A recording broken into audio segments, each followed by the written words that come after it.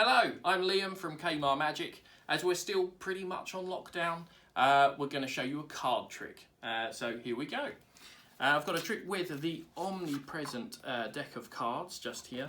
And as well as the cards, I've got a little bag of mystery. Okay, we're going to come back to that in a moment. It's going to be very important. Now with the cards, I'm going to have you lock a card into your mind, but I don't know that it's a full pack. So I'll tell you what we'll do. I'm going to have you cut the cards and remember the card at the face that you cut to, okay? And obviously where you cut gives you all the options. If you cut near the top, you might get this card, for example, whatever that is. If you cut nearer the middle, you might get this one. And if you cut right down at the bottom, you might get this one. It's literally down to you. There's 50-ish cards there, so that's how many options you've got. Okay, so let's say your spectator cuts, say here, and they take a look at the card. That's the one they get. And that's the one they burn in their mind, okay? And they drop everything back on there and you square it back up. Okay, so you're now thinking of one card out of all 52, or 50-ish as I say. We're going to give them a little mix up like this. We'll come back to those in a moment.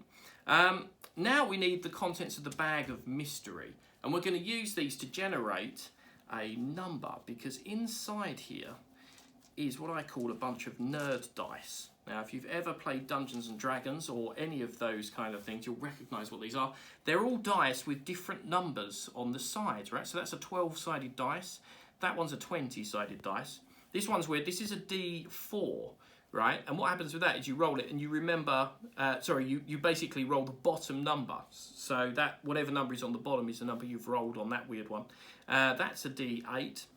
That's a D10. The 0 counts as a 10, although I'll give you the option if you roll it. And that's a regular 6-sided dice.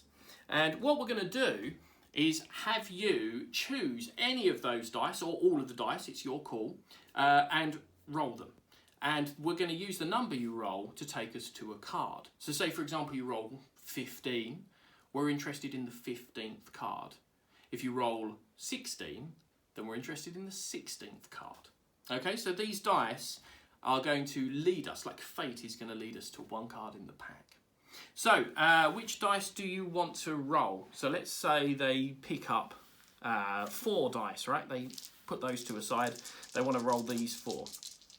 They give them a roll and they get, right, 17 plus a 3 there is 20, plus 1 is 21, plus a 2 is 23. Now, do you want to leave it there, or do you want to roll another dice? And let's say they want to roll another dice. 23, they grab the 6-sided one, and they roll a 6, 29. That's perfect. What I'm going to have you do is pick up the deck of cards and deal down to the 29th card. 1, 2, 3, 4, 5, 6, 7, 8, 9, 10, 11, 12, 13, 14, 15, 16, 17, 18, 19, 20, 21, 22, 23, 24, 25, 26, 27, 28. That's card 29. Now, bear in mind, if you'd rolled a different number, for example, if that had been a 2 instead of a 1, we'd have ended up here.